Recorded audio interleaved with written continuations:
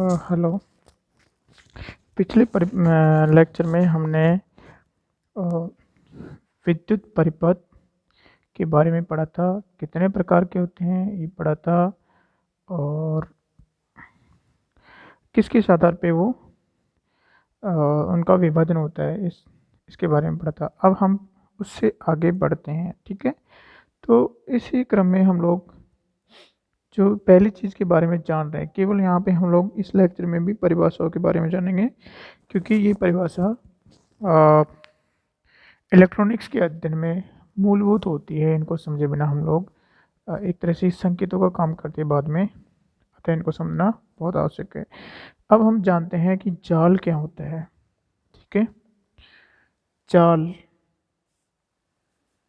यहाँ पे हम लोग जाल के बारे में पढ़ेंगे। जाल को हम लोग इंग्लिश में नेटवर्क भी कहते हैं। क्या कहते हैं? नेटवर्क। ओके, तो इसकी परिभाषा है, जाल वास्तव में अनेक परिपथों का समूह होता है, ठीक है। पिछले लेक्चर में हमने पढ़ा था कि परिपथ किसे कहते हैं, और एक, दो, तीन और कई परिपथों से मिलकर बना एक समूह होता है, उसको हम लोग जाल कहते हैं। तो इसकी डेफिनेशन लिखते हैं हम लोग। परिभाषा, परिभाषा विद्युत स्रोत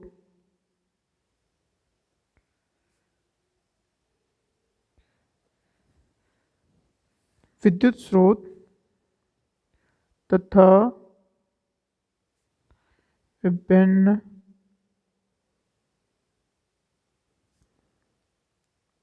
विद्युत चालक अवयवों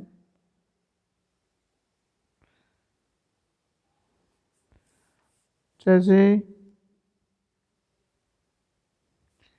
प्रतिरोध, प्रेरकत्व,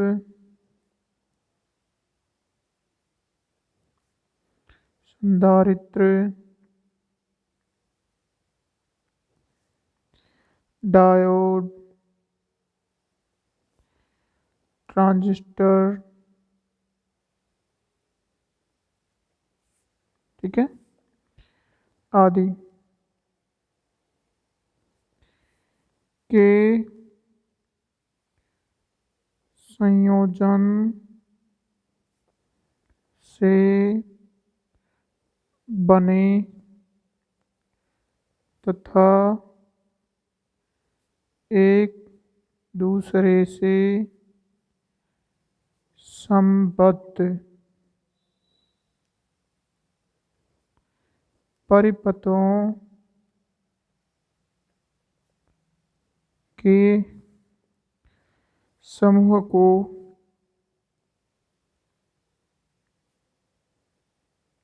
जाल कहते हैं, ठीक है। तो हमने देखो ये बॉक्स में लिख दिया, कोई ज़रूरी नहीं है कि सारी चीज़ें हो, ठीक है। और कोई ज़रूरी नहीं है कि एक चीज़ बार बार नहीं हो, या दो से अधिक ही हो, ठीक है। इन किसी का भी संयोजन हो सकता है, लेकिन परिपथ, बहुत सारे परिपथ जो एक दूसरे से संबद्ध होते हैं, ठीक है। और फिर उनका जो संबंध होने के पश्चात जो समूह बनता है, जो एक एंटिटी बनती है, उसको हम लोग क्या कहते हैं? उसी को हम लोग जाल कहते हैं। और इसको हम लोग, जो जाल होता है हमारा, इस जाल को हम लोग इस तरह से, इस बक्स की तरह इसको रिप्रेजेंट करते हैं, ठीक है। हालांकि इसमें और भी कुछ होता है रिप्रेजेंट करने के लिए। इसके अंदर क्या है? इसके अंदर, इस बक्स के अंदर, इस बक्स को हम लोग, जैसे हमारे पास में इसके दो इनपुट है, ठीक है, और दो आउटपुट है, एक, एक, दो, दो, ठीक है। इसको हम लोग निवेशी टर्मिनल बोलते हैं। ये जो इनपुट है, इसको निवेशी टर्मिनल और ये निर्गम टर्मिनल। तो इस बक्स के अंदर क्या है, इस बक्स के अंदर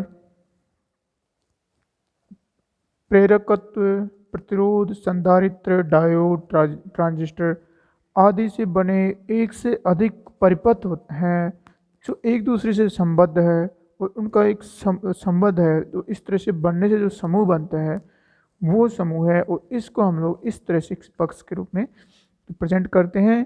इसमें हम लोगों ने दो टर्मिनल निवेश के रूप में दिखाए हैं और दो टर्मिनल निर्गम टर्मिनलों के रूप में दिखाए हैं। हालांकि इसमें हो सकता है कि एक ही निवेशी टर्मिनल हो, एक ही निर्गम टर्मिनल हो, या तीन टर्मिनल हो। ठीक है, इस तरह से जिस तीन टर्मिनल में जैसे दो टर्मिनल विनिष्ठ है। ओके, और इसके अंदर क्या है हमें वास्तविक रूप से पता नहीं होता है। हम जो भी काम करेंगे वो सिर्फ इनपुट और आउटपुट टर्मिनलों के बीच में ही करेंगे। इस तरह से हमारा ये जाल की डेफिनेशन होगी। ठीक है, अब जाल के प्रकार, इसके प्रकार भी होते हैं, विभिन्न टर्मिनलों के आधार पे होते हैं, विद्युत स्रोत के आधार पे होते हैं। तो इसके प्रकार, जाल के प्रकार, जाल के प्रकार। ठीक है, अब जाल के प्रकार हम देखते हैं, जाल कितने प्रकार के होते हैं और किस किस आधार पे ये निर्धारित होते हैं। तो पहला है सक्रिय जाल। ठीक है, इसका जो आधार होगा हमारा वो है शक्ति का स्रोत या ऊर्जा का स्रोत है कि नहीं है। ठीक है, तो हम लोग आधार, जाल के प्रकार, आधार है इसका, आधार है शक्ति स्रोत। हम लोग शक्ति के स्रोत के आधार पर जाल के प्रकार को विभाजित करते हैं। तो ये शक्ति के स्रोत के आधार पर ये दो प्रकार का होता है। पहला होगा सक्रिय जाल, क्या है, सक्रिय जाल, और दूसरा है हमारा निष्क्रिय जाल, निष्क्रिय जाल। ठीक है, सक्रिय जाल और निष्क्रिय जाल। सक्रिय जाल, यदि जाल के अंदर ऊर्जा का स्रोत हो तो उसको हम लोग सक्रिय जाल कहते हैं। जाल में ऊर्जा स्रोत हो तो उसे सक्रिय जाल कहते हैं। ठीक है, निष्क्रिय जाल क्या होगा, यदि जाल में ऊर्जा स्रोत न हो। ठीक है, यदि जाल में ऊर्जा स्रोत अनुपस्थित हो तो उसे निष्क्रिय जाल कहते हैं। निष्क्रिय जाल कहते। ठीक है, तो ये तो हमारे क्लासिफिकेशन हो गए। आधार है इनका शक्ति का स्रोत। शक्ति का स्रोत क्या होता है हमारा, जैसे हो सकता है हमारे पास बैटरी हो, सेल भी हो सकता है, या जनित्र भी हो सकता है। ठीक है, जनित्र भी हो सकता है, या कोई और स्रोत हो सकता है जो कि शक्ति का कार्य कर, ऊर्जा का काम कर रहा हो। इस जाल के अंदर ही होता है वो। ठीक है, और ये दो आधार हो गए। उसके बाद में टर्मिनलों के आधार पे। ठीक है, उसके बाद में ये हमारा ए है और दूसरा आधार है टर्मिनल, टर्मिनलों के आधार पर। ठीक है, तो पहला है हमारा चतुर टर्मिनल जाल। क्या है, पहला है चतु टर्मिनल,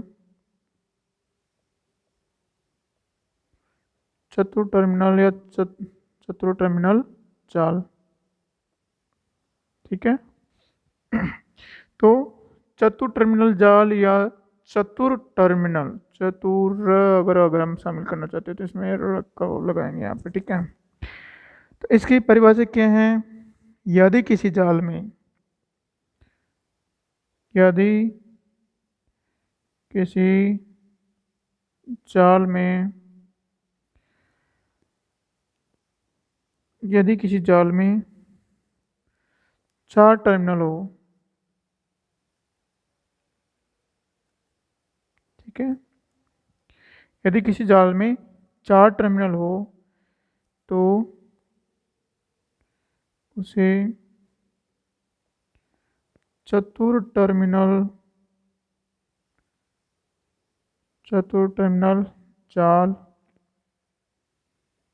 कहते हैं, ठीक है। और जो चतुर टर्मिनल में जो 4 टर्मिनल होते हैं, ये क्या होते हैं? युग्म होते हैं। तो युग्म होता है, इसमें दो निवेशी टर्मिनल एवं 2 निर्गम टर्मिनल होते हैं, ठीक है। तो 2 निवेशी टर्मिनल हो गए और हमारे पास में 2 ही निर्गम टर्मिनल हो गए। तो ये क्या होता है कि युग्म होता है दोनों का, 2 निवेशी टर्मिनल, 2 निर्गम टर्मिनल। तो युग्म हो गया, एक युग्म ये हो गया, एक युग्म ये हो गया। तो जो हमारा चतुर टर्मिनल जाल होता है उसमें 2 युग्म होते हैं टर्मिनलों के, 2 युग्म होते हैं टर्मिनलों के, एक निवेशी युग्म होता है, एक निर्गम युग्म होता है। तो इस तरह से ये 2 और 2 4 हो गए, ठीक है। तो इसका हमने डायग्राम ऊपर बना रखा है, हम लोग चाहे तो यहाँ पे छोटा सा बना सकते हैं। ये हमारा चतुर टर्मिनल जाल है।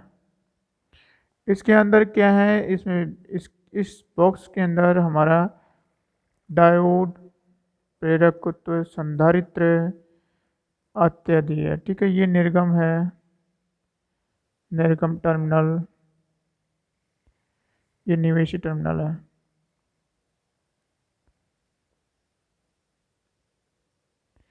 ठीक है। ये हमारा हो गया निवेशी टर्मिनल या निर्गम टर्मिनल।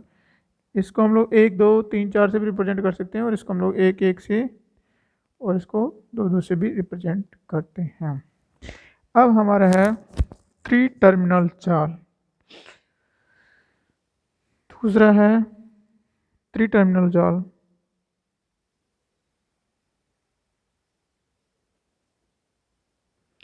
ठीक है। 3 टर्मिनल जाल का मतलब जिसमें 3 टर्मिनल हो, स्पष्ट है कि इसमें तीन टर्मिनल होंगे। अब 3 टर्मिनल कैसे होंगे? अगर हम लोग देखो यहाँ पे, अगर 2 टर्मिनल है हमारा, इन 2 टर्मिनलों को अगर उभयनिष्ठ कर दें, ठीक है, इनको हम लोग एक कर दें, तो ये हमारा क्या हो गया? 3 टर्मिनल जाल को रिप्रेजेंट करेगा, ठीक है। तो क्या करते हैं, इसकी डेफिनेशन क्या है?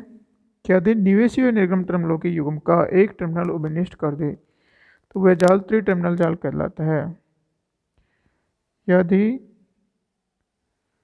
निवेशी एवं निर्गम टर्मिनलों का,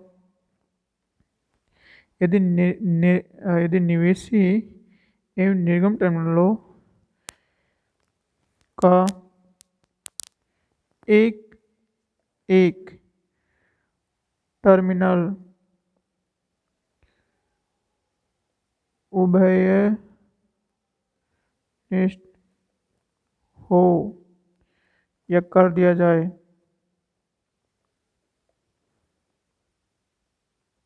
तो हम जाल को 3 टर्मिनल जाल कहते हैं, ठीक है। देखो इसको हम लोग कैसे बनाएंगे 3 टर्मिनल जाल को? इसको बनाने के लिए देखो हमारे पास में ये जाल था, ठीक है। इसमें हमारे पास में एक और ये दूसरा निवेश टर्मिनल था, और ये हमारे निर्गम टर्मिनल। अगर हम लोग इन दोनों को विनिष्ट कर दें, ठीक है, इन दोनों को विनिष्ट कर दें, तो ये हमारा एक एक दो दो, ठीक है। तो कितने टर्मिनल हो गए हमारे पास में? एक टर्मिनल तो ये हो गया, इसको एक ही काउंट करेंगे, और ये एक हमारा एक ही हो गया और एक ही हो गया। इस तरह से ये 3 टर्मिनल के उसमें आता है, ठीक है। हम लोग जब भी इसके साथ में अगर हम लोग वोल्टेज या करंट मेजर करेंगे तो इसके रिफरेंस में करेंगे, क्योंकि इसके ये दोनों कनेक्टेड है, और इस पे भी करेंगे तो इसके रिफरेंस में करेंगे। तो इन दो टर्मिनलों के अलावा हमारे पास एक तीसरा टर्मिनल ये है। हमने यहाँ पे इसको रिप्रेजेंट किया है, हम इसको सिंगल टर्मिनल से भी इसको रिप्रेजेंट कर सकते हैं। जैसे एक टर्मिनल यहाँ पे बना दिया हमने, एक टर्मिनल बना दिया, एक टर्मिनल यहाँ पे बना सकते हैं हम लोग, एक दो और तीन, ठीक है। इस तरह से भी हम इसको रिप्रेजेंट कर सकते हैं कि हमारे बॉक्स के अंदर सेम थिंग क्या है हमें पता नहीं है। जो भी हम लोग पता करेंगे करंट वोल्टेज जो भी हम लोग मेजर करेंगे, प्रेरकत्व है या उसका कितना उसकी धारिता है, ये सारा हम लोग यहाँ पे ही मेजर करते हैं तीनों टर्मिनलों पे। उसके बाद में एक लास्ट डेफिनेशन है टर्मिनलों के आधार पे, द्वि टर्मिनल चाल। द्वि टर्मिनल चाल, ठीक है। यहाँ पे क्या करते हैं हम लोग, अगर हम लोग द्वि टर्मिनल जाल का स्पष्ट मतलब है कि जाल के अंदर सिर्फ दो ही टर्मिनल है, ठीक है। यदि तो चतुर टर्मिनल जाल से इसको कैसे बनाएंगे? यदि चतु टर्मिनल जाल के एक युग्म को विभेदित कर दिया जाए तो जाल द्वि टर्मिनल जाल कहलाता है। द्वि टर्मिनल जाल कहलाता है, ठीक है। तो देखो हमारे पास में जैसे चतुर टर्मिनल जाल था, ओके, इसमें दो इनपुट है और दो आउटपुट है, ठीक है। अभी इसमें क्या करते हैं हम लोग, किसी भी एक युग्म को उपनिष्ट कर देते हैं, इस युग्म को हम लोग उपनिष्ट कर देते हैं, ठीक है। तो हमारे पास जो आता है, हमारे पास में कितना टर्मिनल बोलते हैं? केवल दो ही टर्मिनल बोलते हैं, और हम इसको इस तरह से भी रिप्रेजेंट कर सकते हैं। ए हो गए हमारे, इस तरह से रिप्रेजेंट कर सकते हैं, या हम लोग इसको भी इस तरह से भी रिप्रेजेंट कर सकते हैं, इसको कि इसको इस तरह से रिप्रेजेंट कर सकते हैं, एक दो या एक एक, ओके। तो इसमें कितने टर्मिनल लगे? दो टर्मिनल। इसमें लगे तीन टर्मिनल।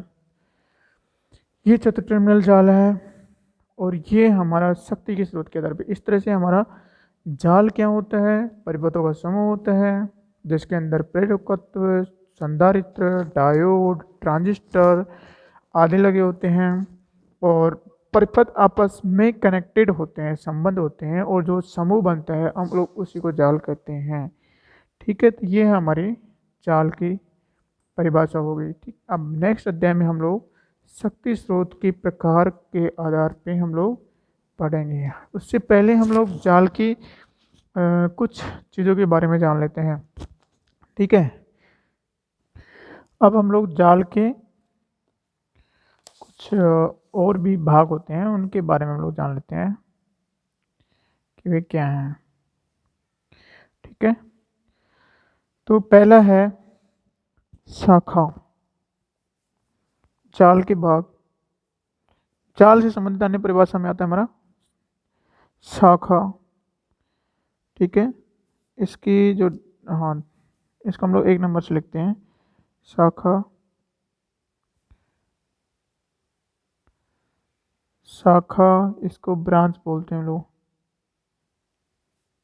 ओके, हम लोग इसको रिप्रेजेंट करने के लिए हम लोग जाल बनाते हैं इसको समझाने के लिए। जैसे हमारे पास में जाल है,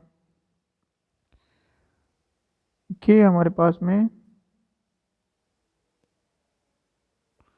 ये जाल है एक,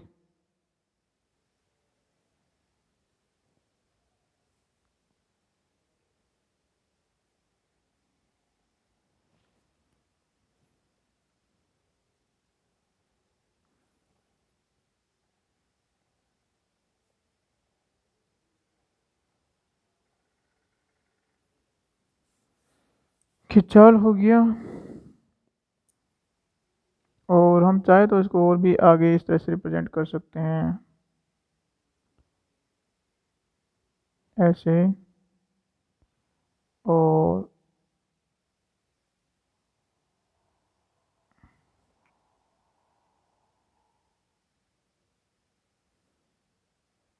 ठीक है,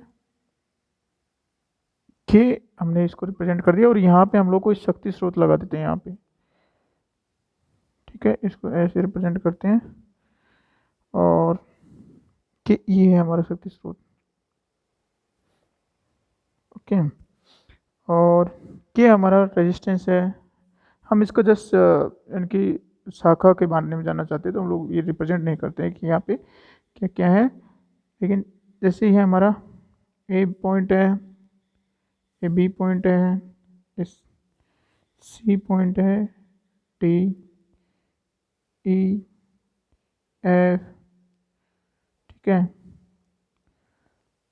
जी, एच, आई पॉइंट है। ओके, और ये अगर हम लोग यहाँ, हाँ ये ठीक है, ये पॉइंट यही होगा। ओके, तो हम लोग शाखा के बारे में जानना चाहते हैं। तो शाखा क्या होती है, हम लोग एक और इसमें ओके, अगर हम लोग दुविधाओं से बचना चाहते हैं तो हम लोग यहाँ पे समझने के लिए यहाँ पे प्रतिरोध और प्रेरकत्व, इसको हम लोग नहीं लेते हैं और इजी आसानी से समझ में आएगा। ठीक है, और ये तो एक जाल हो गया, इसको इधर भी बढ़ा देता हूँ मैं। यहाँ पे जैसे ये ए पॉइंट है, उस पे एक और प्रतिरोध जोड़ देता हूँ मैं यहाँ पे। ठीक है, उसके बाद में ये प्रतिरोध हमारा यहाँ जुड़ा हुआ है, ए बी पॉइंट ही है। ठीक है, ओके, इस तरह से इसमें क्या होता है, बहुत सारे अवयव जुड़े होते हैं। तो शाखा किसको कहते हैं, इसकी डेफिनेशन है, किसी जाल में यदि किसी जाल में धारा का वह भाग जिसमें किसी जाल में परिपथ का वह भाग जहाँ धारा नियत रहती है। ठीक है, किसी परिपथ का वह भाग जहाँ धारा का मान नियत होता है, उसी को हम लोग शाखा बोलते हैं। जैसे हमारे यहाँ पे और इस बिंदु पे वोल्टेज फिक्स है, लेकिन इस बिंदु पे धारा जैसे I1 है, इस पे I2 है, और ये टोटल धारा हमारे जैसे I है, तो यहाँ पे हमारी धारा I होगी। तो यहाँ पे हमारी इसके अंदर करंट नियत है। फॉर एग्जांपल ये हमारी इधर से आने वाली धारा होगी हमारी I। ठीक है, ये I जाती है यहाँ होगी। तो धारा का वह पथ जिसके लिए उसका मान नियत होता है, तो ये देखो I1 हमारा एक शाखा हो गया। ठीक है, तो हम लोग और उसी प्रकार से जैसे यहाँ पे I था करंट, उसके बाद में अगर करंट यहाँ पे I रहता है, यहाँ पे I3 हो गया। ठीक है, यहाँ पे I4 हो गया। ओके, तो ये अलग अलग ब्रांच को रिप्रेजेंट करती है। तो शाखा किसको बोलते हैं हम लोग, किसी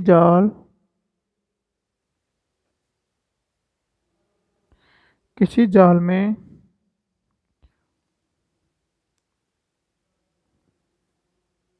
जाल का वह भाग जिसमें जिसमें धारा का मान जिसमें धारा मान नियत रहता है,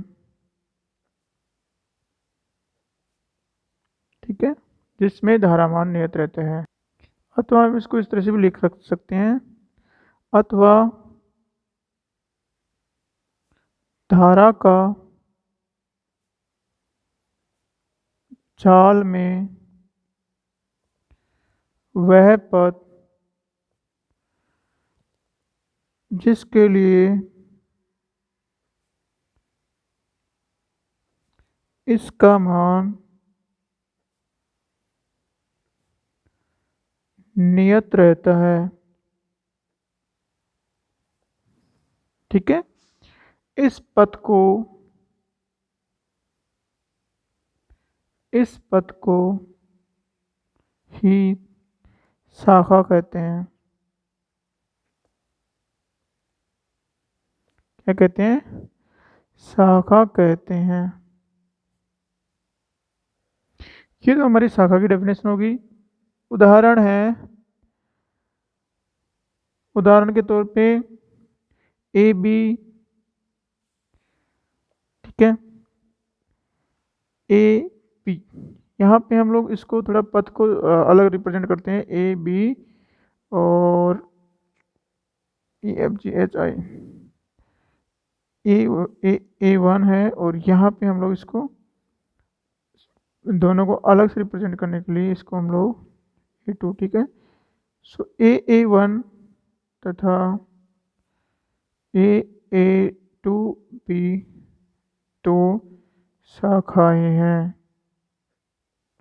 इनमें क्या है, धारा का मान नियत नहीं है, पैरेलल है, इसलिए धारा का मान नियत नहीं है। तो हमने आइडेंटिफाई करने के लिए ये जो है इस पथ को ए वन बी और ए टू बी, ये दो क्या है, दो अलग अलग ब्रांच होगी। उसी प्रकार से हमारी एक ब्रांच ये है, एक ब्रांच ये रही, एक ब्रांच ये रही, ब्रांच है ये सारी, ठीक है। अगर यहाँ पे भी धारा का मान अलग होता तो ये भी एक ब्रांच कहलाती है, ठीक है। जैसे अगर सपोज करो यहाँ पे धारा का मान, यहाँ पे आई है, यहाँ पे भी आई है, और यहाँ पे I4 के बाद में I3, I4, I5 है, I5 है, ठीक है। यहाँ पे I5 है, ये I है, ये I4 है, ये I3 है, यहाँ से ये I6 मानो, अगर यहाँ पे I7 है, ठीक है, उसके बाद में यहाँ पे I4 होगा, ठीक है।